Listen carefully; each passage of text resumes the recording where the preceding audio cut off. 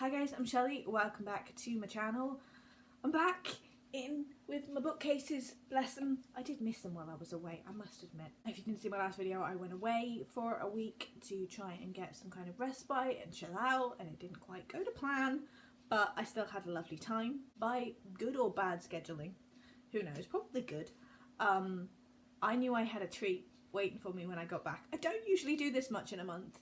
I'm going to highly regret this later. My body will start to really kind of go, well, why are you doing so much? But I'm making the most of it while I can, and I have booked a tattoo for the week after I got back. Well, technically 2 weeks after I got back. But I got another tattoo, and he's right here. I'll show you him in a minute. So like most of my tattoos, there's a story behind this one, and I've wanted to get this one for so long, and it's been on my brain about how to do it. And it's a Robin Williams tribute.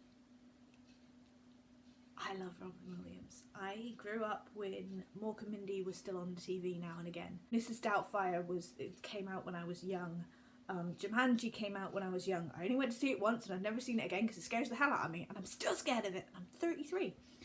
But I saw Jumanji because it was Robin Williams. Jack, the wonderful, beautiful movie that is Jack, that is so underrated. And yes, it's silly, but it's also beautiful and heartwarming. I love Jack to pieces.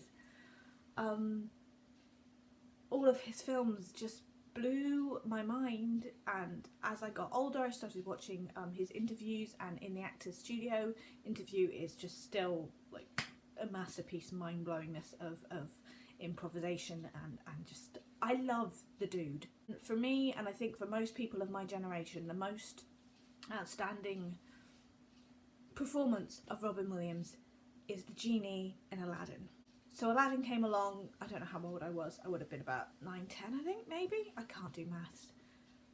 And changed the way Disney did animated movies, because before that, not very well known actors would voice the characters.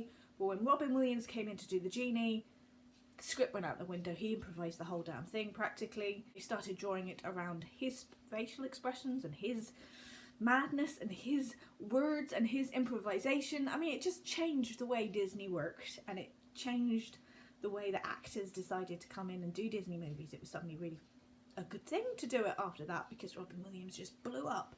All the references I found didn't really hit me, and then there was one, and I knew exactly where that facial expression was. I knew where the screen grab was for that particular facial expression on the genie. And I have to have that, because I remember that moment of Aladdin. And it's really weird, and I don't know if it's just me, and I'm probably being really daft, but I can see Robin Williams' face on that genie's face. I can see how his face crumples that way. And I wanted that, and I wanted Charlotte to bring her magnificent, beautiful, wonderful colour work to it. Her splash work is just, it's out of this world. Shall I shut up and show you him? So, ladies and gentlemen, boys and girls, non-binary, and for those of you who have yet to decide, meet the wonderful genie. He's just, I mean, he's stretch marks and all. Let's bring on all the stretch marks. But he's pink and blue and purple and a kind of aqua green. And it's that kind of look. I'll show you a better picture of him now. It's that look on his face of just adorableness. I can't tell you how much. I just look down. It's just like, Robin is there on my arm. I don't know what I'm going to call it yet, because this is Bubba, and obviously this is Firefly. He needs a name, and he probably will be called Robin. It wasn't just getting the tattoo. The actual experience of booking it with Charlotte and then sitting for it is the nicest experience I've had getting a tattoo. I mean, even better than Firefly that she did the first time round, because she now has her own private studio. As someone who is very nervous about getting tattoos, and who hasn't really got that many compared to most people, I haven't been in very many tattoo shops, I haven't been in very many tattoo experiences, but I find them very nerve-wracking and anxiety making, and I find it difficult in shops, although I love them. The experience you get in a private studio for somebody who's chronically ill is heaven, because it's a one-on-one, it's quiet, there's no loud blaring noises, there's nobody else to distract you, it's so chill, and Charlotte has made such a chill space. It's, oh, flipping heck, I love it.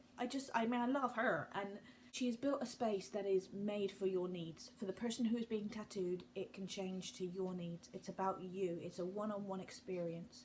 And we talked about Robin Williams because obviously he is a conversation breaker, and that led to putting the world to rights. Excuse me. I am losing my voice because I have tattoo flu. I love the woman. I really do. I can't big her up enough. So if you love this beautiful bright work and this work, she also does script work. I will leave links to her down below. It's just, if you're in Bristol and you want a nice, quiet, private tattoo experience, I cannot big her up enough. I mean, don't get me wrong, I still love shops. I would never go against them. But sometimes they can be noisy and sometimes they can be difficult to deal with if you have sensory issues.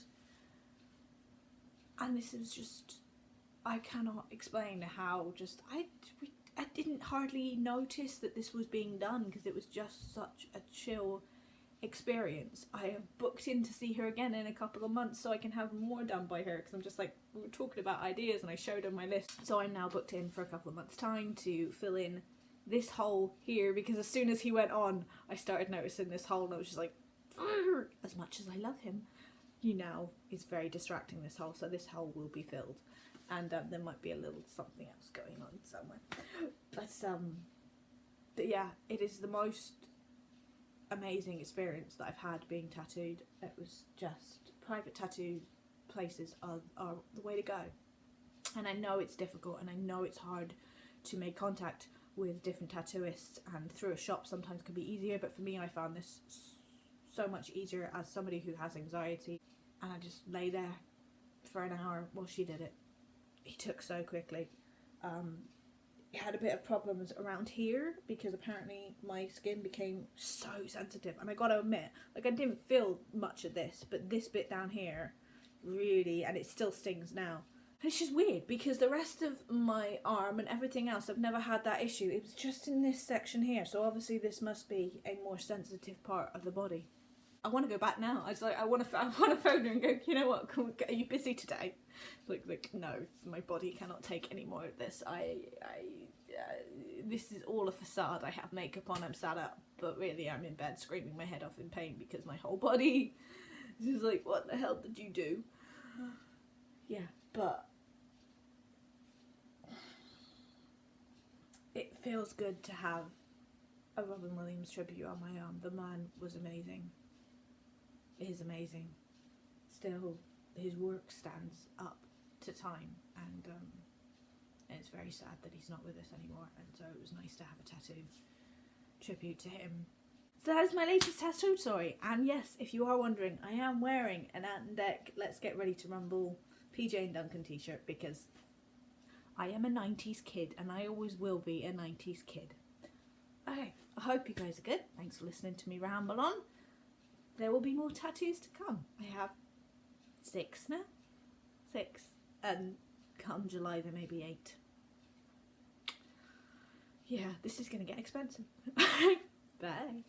Prince Ali, fabulous he, Ali Ababa.